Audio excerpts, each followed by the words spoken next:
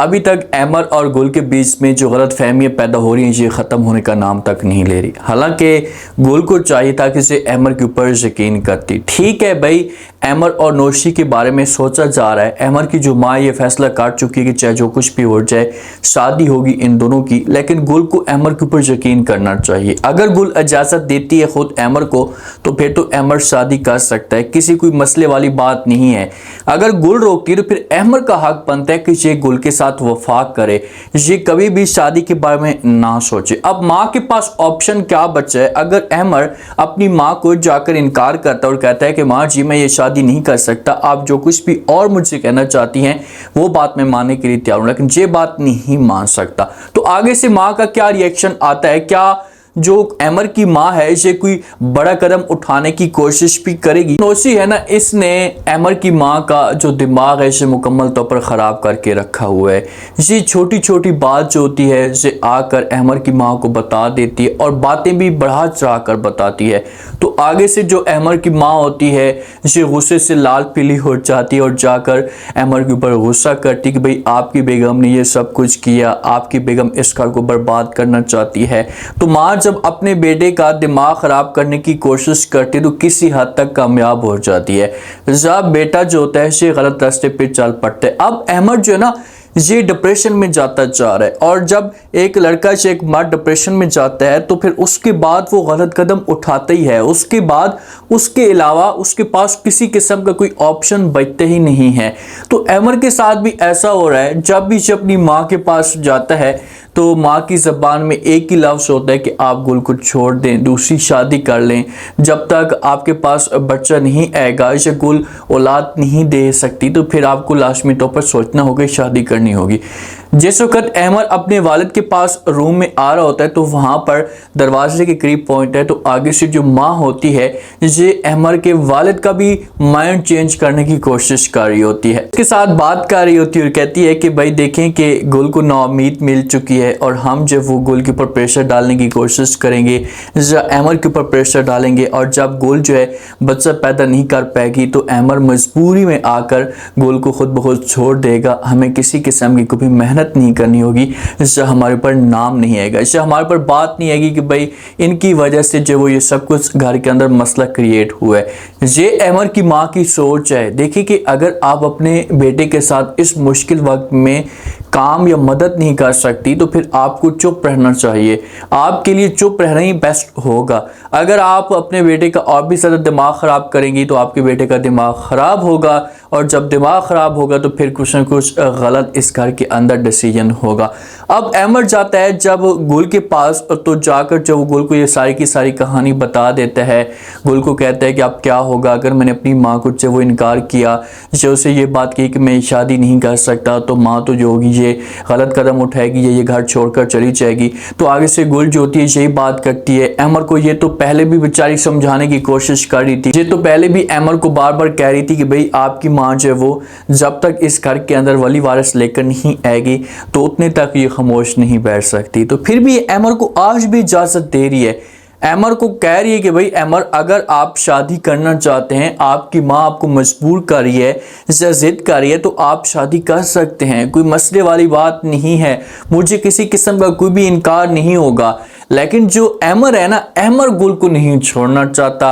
अमर मुखलिस है गुल के साथ, इसने वफा की थी या बड़े बड़े वादे किए थे जिस वक्त जी गुल को इस घर के अंदर लेकर आ रहा था कि कोई भी मुश्किल आ जाएगी आपके ऊपर, किसी किस्म की कोई भी तूफान आ जाएंगे तो मैं आपको कभी भी नहीं छोड़ूंगा, आपके साथ डट कर खड़ा रहूंगा। तो आज अगर गुल के ऊपर मुश्किल वक्त आ चुका है और ये बंदा छोड़कर चला जाता है तो फिर समझो कि गुल को मोहब्बत के ऊपर कभी भी यकीन नहीं आएगा।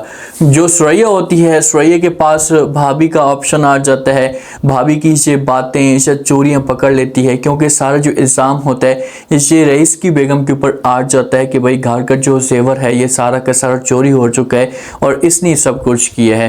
क्योंकि पिंकी गेम डालने वाली होती है, जो भी जेवर होता है घर का, जितना भी खानदान का जेवर होता है पिंकी वो उठाकर लेकर चली जाती है।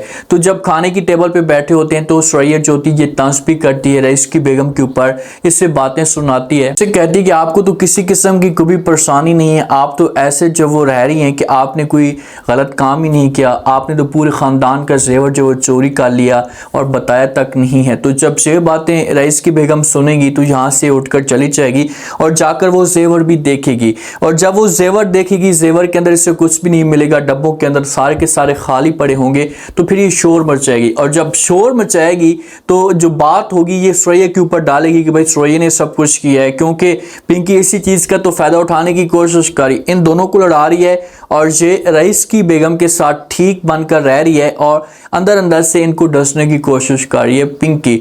तो सुरैया के ऊपर जब इल्जाम लगेगा तो घर के अंदर तमाशा खड़ा हो जाएगा और रईस की बेगम रईस के पास जाएगी, जाकर बात करेगी, इससे कहेगी कि देखें कि जब से ये इस घर के अंदर आई है सुरैया तो इसने जो घर के अंदर परेशानियां खड़ी कर दी हैं, मैं 100% यकीन के साथ कहती हूँ कि मैंने ये चोरी नहीं की और ये मेरे ऊपर इल्जाम लगा रही है, सब कुछ इसने ही किया होगा, बहुत हो गया, हमें इस घर के अंदर बर्दाश्त नहीं कर सकते। एक रईस है जो सुरैया के साथ ठीक है, नफीस तो बात भी नहीं मानता सुरैया की, अगर जाकर बात करती है सुरैया सब पैसे मांगती है तो पिंकी ने नफीस का ऐसे माइंड चेंज किया हुआ है कि नफीस सुरैया की बातों में नहीं आता। एक रईस था जो इसके साथ मुखलिस था या मदद कर रहा था, और अगर ये रईस भी खिलाफ खड़ा हो जाता है तो फिर सुरैया के साथ बहुत गलत होने वाला है, फिर सुरैया को अपनी की करने की सजा जरूर मिलेगी। अभी देखते हैं कि सुरैया के पास ऑप्शन क्या बचता है और ये अपने भाई को कैसे यकीन दिलाने की कोशिश करती है।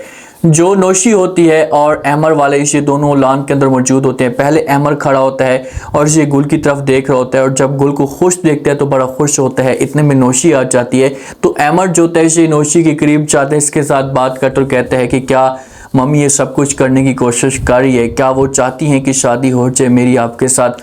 तो आगे से जब नौशी ये बात सुनती, हो सकता है कि अहमद जो वो पहले नौशी को यूज़ करना चाहता हो, इसे मना करना चाहता हो कि आप जब भी मेरी मम्मा आपके पास आती आकर बात करती तो आपने ऐसा करने के से इनकार कर देना है, इसे बोलना है कि मैं ये शादी नहीं कर सकती। तो नौशी बढ़ती है अहमद की तरफ, अहमद का हाथ पकड़ने लगती है। जब अहमद का हाथ पकड़ने लगती है अहमद को कहती है कि मुझे कुछ भी और नहीं चाहिए, मैं तो सिर्फ और सिर्फ ये चाहती हूँ, ये मेरा ये ख्वाब साहब जो वो मेरे हो जाएं। ये सोच हो सकती है नौशी की। नौशी जानबूझकर भी अहमद का हाथ पकड़ेगी क्योंकि इसे इस बात का पता है कि गुल जो है वो जिसे टेबल पे खाना लगा रही है। जब इस तरह का माहौल क्रिएट होता है तो सामने का जो माहौल होता है ये गुल देख लेती है, और जब गुल देखती है तो गुल को बड़ी तकलीफ होती है। तो गुल को अब ऐसा नहीं सोचना चाहिए। देखें कि ठीक है घर वाले चाह रहे हैं कि मामला ठीक हो जाए नौशी और अहमद के बीच में और इनकी शादी हो जाए, खासतौर पर माँ, लेकिन अगर गुल इस घर के अंदर रह रही है, नौशी भी रह रही है, तो गुल को ये चीज़ें बर्दाश्त करनी होगी, सब्र करना होगा और अहमद के ऊपर यकीन करना होगा। अगर अहमद और गुल के बीच में दूरियां पैदा होती हैं, अगर इख्तलाफात पैदा होते हैं, तो इस इख्तलाफात का जो ये फ़ायदा उठाने की कोशिश करेगी नौशी और इसे किसी हद तक कामयाब भी हो जाएगी। तो इसी वजह से गुल के पास ये ऑप्शन है कि डट कर खड़ी हो जाए और नौशी की बातों के ऊपर यकीन ना करे और इन हालात का मुकाबला करे। अब देखते हैं कि गुल क्या करती है। अगर अहमद आता है, आकर बात करते हैं, तो आगे से गुल का मूड कैसा होता है, क्या गुल जो होगी ये अहमद से नाराज़ होगी। उम्मीद है आज का रिव्यू, आज के टीजर आप लोगों को पसंद आया होगा। आपने कमेंट सेक्शन में लास्ट में बताना आपको क्या लगता है, क्या नेक्स्ट आने वाले के साथ में जो वो गुल और अहमद के बीच में दूरियां पैदा होना शुरू हो जाएंगी। जिस हिसाब से अगर अहमद आकर बात करते हैं, नौशी को कहता है कि मैं आपके साथ शादी नहीं कर सकता, और आप चाहें और जाकर मम्मा के साथ बात करें, तो आगे से नौशी का क्या रिएक्शन आएगा, क्या नौशी जो होगी ये बात मान पाएगी। लास्ट में फीडबैक दें और सब्सक्राइब भी लास्ट में कर दें। शुक्रिया।